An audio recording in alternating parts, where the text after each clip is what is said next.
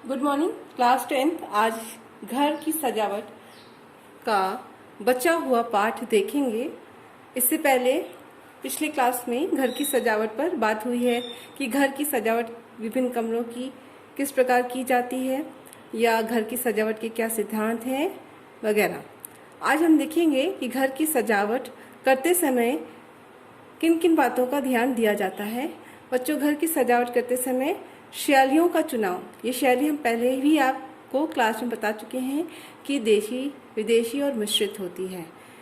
तो सजावट करते समय हम लोग शैलियों का चुनाव करते हैं। उसके बाद सामग्री, यानी कमरे में, संबंधित कमरे में कौन कौन सी सामग्री हमको रखना है, जैसे फर्नीचर का चुनाव करना है या मनोरंजन की वस्तुओं को रखना है या चित्र का चयन करना है, पर्दों का चयन करना है, दरी या कालीन का चयन करना है। फिर उसके बाद आता है बच्चों विवेकपूर्ण क्रय, यानी कि हम जो सामग्री खरीद रहे हैं तो वो कम खर्च में अधिक टिकाऊ होनी चाहिए, यानी कि हम सामग्रियों का चयन कम खर्च में करें और उससे अधिक लाभ प्राप्त कर सकें। इसके अलावा बच्चों, सजावट करते समय व्यवस्था का क्रम भी हम देखते हैं कि अगर कमरा छोटा है तो दीवारों से लगाकर हम लोग फर्नीचर रखते हैं और बेड है, बेड के बगल में हमें एक छोटी सी कॉर्नर टेबल रखनी है, जैसे ग्लास या कप रखने के लिए। मोबाइल चार्जर है तो कॉर्नर में एक स्थान होता है मोबाइल चार्जर के लिए, कॉर्नर में कॉर्नर लैंप रखने के लिए छोटा सा स्टूल रख दिया।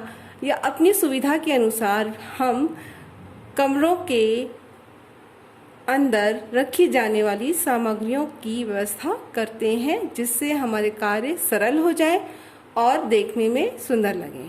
फिर है कला के मौलिक सिद्धांत। बच्चों, कला के सिद्धांत, इससे पहले हमने क्लास में चर्चा की थी कि सिद्धांत क्या होता है। आज हम शॉर्ट में देखते हैं कि सिद्धांत दो तरह का होता है, व्यवहारिक सिद्धांत और विशिष्ट सिद्धांत।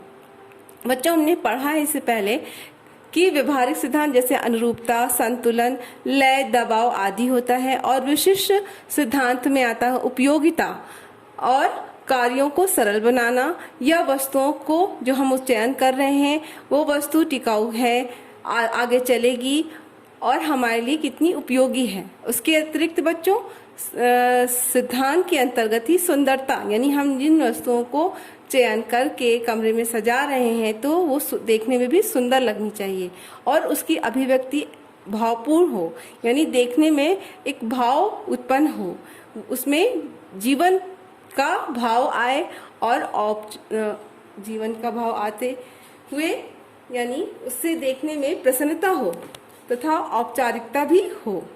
बच्चों, ये था घर की सजावट करते समय हमें किन किन बातों का ध्यान रखना है। तो हमारा अभ्यास का प्रश्न इसी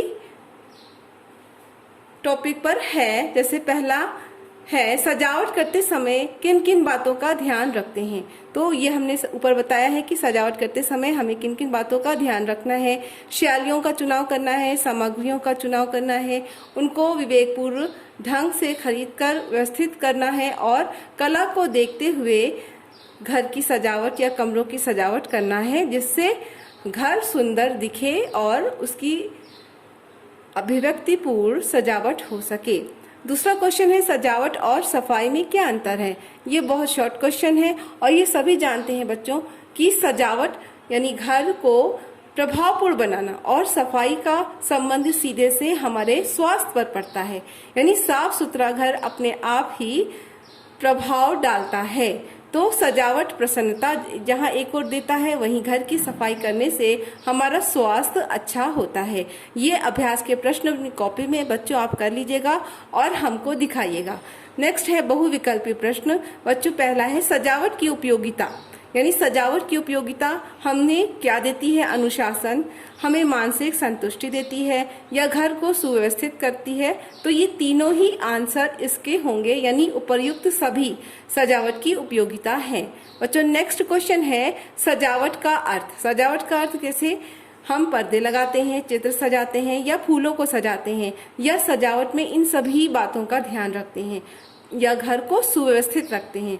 तो सजावट का सीधा सा अर्थ है बच्चों को घर को सुव्यवस्थित रखना या प्रभावपूर्ण बनाना। फिर उसके बाद नेक्स्ट क्वेश्चन है बच्चों, घर के पर्दों का उद्देश्य, यानी हम जो घर में पर्दा रख रहे हैं, डाल रहे हैं, तो उसका क्या उद्देश्य होता है। बच्चों हमने इससे पहले की क्लास में बताया था कि पर्दा घर में लगाने से हमारी प्राइवेसी बनी रहती है और उसके अतिरिक्त वायु को रोकता है, वातावरण को शांत रखता है, अतिरिक्त प्रकाश से हमारी सुरक्षा करता है।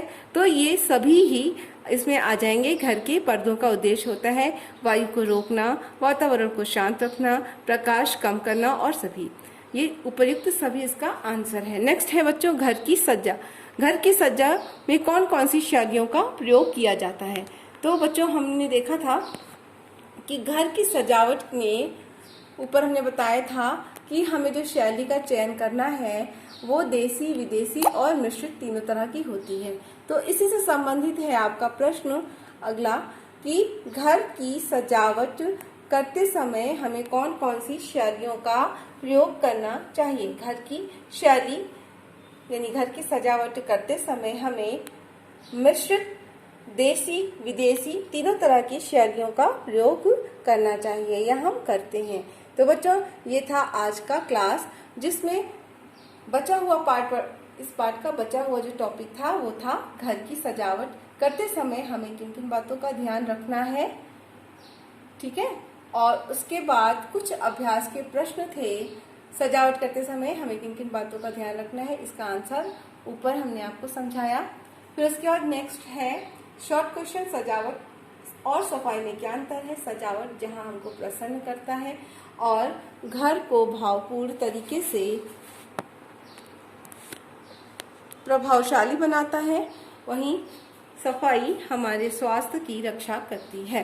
तो बच्चों ये क्वेश्चन आंसर कर लीजिएगा अपनी कॉपी में और हम देखेंगे। बच्चों हमने प्रोजेक्ट वर्क आपको कुछ दिया था जिसमें आपको मास्क बनाना था, तो हम उम्मीद करते हैं कि आप सभी मास्क बनाकर रख रहे हैं और हमको दिखाइए कि आपने कैसा मास्क बनाया है। ये आपका प्रोजेक्ट वर्क है बच्चों।